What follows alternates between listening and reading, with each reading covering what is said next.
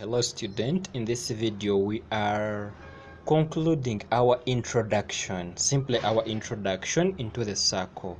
So we have a question in the diagram below. PQ and PR are tangents to a circle of radius 15 centimeters and the center C.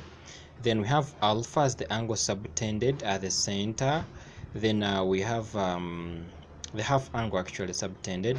Then AC is 20. Then calculate the value of the angle alpha. Before I do this question, student, I want you to know that if I have two tangents that are from the same point and then they are meeting a circle, then these two tangents are equal. These two tangents are equal. So if we shade off this area, because we shall need that to calculate it, we shall need to calculate the area of the shaded portion. Yeah, we shall need to calculate such an area. So if we are to calculate the angle, the value of the angle alpha, you've said that if these two tangents are from the same point to a circle, then this and that are equal. And then we know that a tangent meeting a circle and then touching to the radius means that it is making an angle of 90 degrees, meaning this is a right angled triangle, even the upper one is a right angled triangle. So we calculate the value of angle alpha. So if we extract out any right angled triangle, maybe ABC, if we extract out the right angled triangle ABC, I don't need to extract out the whole big thing, I just extract out something small. So if this is A, then this is B, then this is C, this would be my angle alpha. Then they've told me that the radius is which is BC is 15 centimeters, and then they've told me that AC is 20 centimeters. So to find alpha, this is the adjacent side, this is the opposite to the angle alpha. They said where the angle is facing is the opposite, where the angle is sitting is the adjacent, and the longest side is mathematically what we call a hypotenuse. So we are using SOHCAHTOA. We are using the acronym SOHCAHTOA. So we have SOHCAHTOA. We look at a trig function, sine, cos, or tan, that relates the hypotenuse and the adjacent, and that is simply cos, meaning that cos of my angle alpha is equal to, cos is defined as the adjacent divided by the hypotenuse. So the adjacent is 15 divided by the hypotenuse, which is 20. So if I want to find the value of alpha, I use the inverse trig function such that my alpha is equal to the cos inverse, or the commonly known as cos arc. So cos inverse of 15 out of 20. So let me press a calculator. Yeah, so one thing is, when you're pressing a calculator, make sure that your calculator is in deg or has a D on top, which means I'm operating in degrees. So on my calculator, I get the value of angle alpha as 41, trim it to a single decimal place, to one decimal place, 41.4 degrees. So our next question, Roman numeral 2. So our Roman numeral 2 is the length of AB.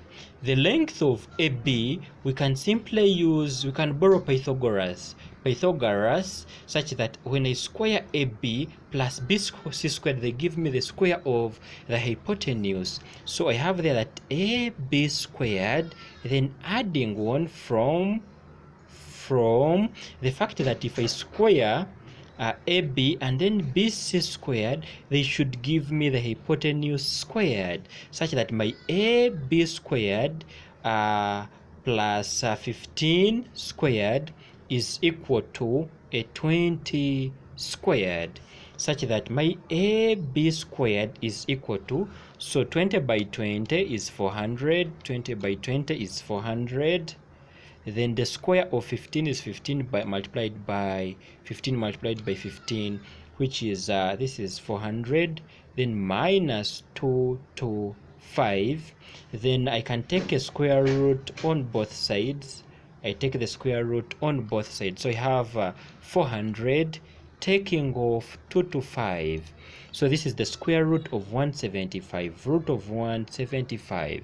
So root 175, this gives me 13.23. So this goes to 13.23, but then this is simply AB, and then this one is in centimeters. So our next question is area of the shaded part. But if we look at the area of the shaded part, we have said that this triangle and this one are equal. In other words, I can simply calculate the area of this shaded part and then multiply it by 2. So I get the area of this triangle normally because I have the base and the height. I have AB, and then I have BC, which is the radius. Then I use the fact that the angle alpha is being subtended by this sector here, which is 41.4, then times the area of the whole circle.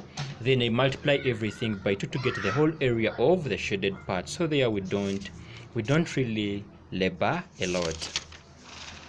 So area of the shaded part, this will equal to twice, allow me use twice into area of the triangle ABC, area of the triangle, right angled triangle ABC, minus area of the sector, area of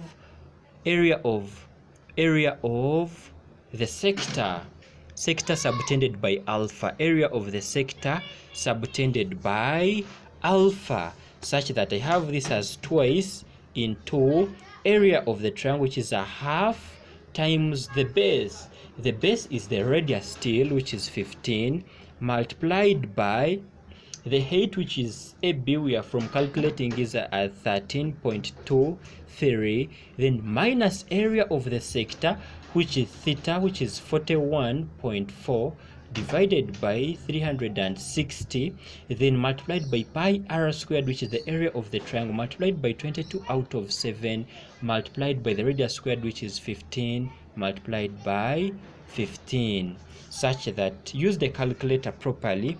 Or if you can't simplify, if you cannot put that expression into the calculator at once, compute it stepwise. Do this one, bring it twice into this one, then minus this one, then after all try it out. You should be able to produce me a 35.4 in centimeters squared if trimmed to 1 dp. So student, what I want to tell you is the circle and its properties is a very simple algorithm. So endeavor to learn the small basic principles. Actually, I have a question for you to try out. You can try it out and inbox me privately. So that is your trial question.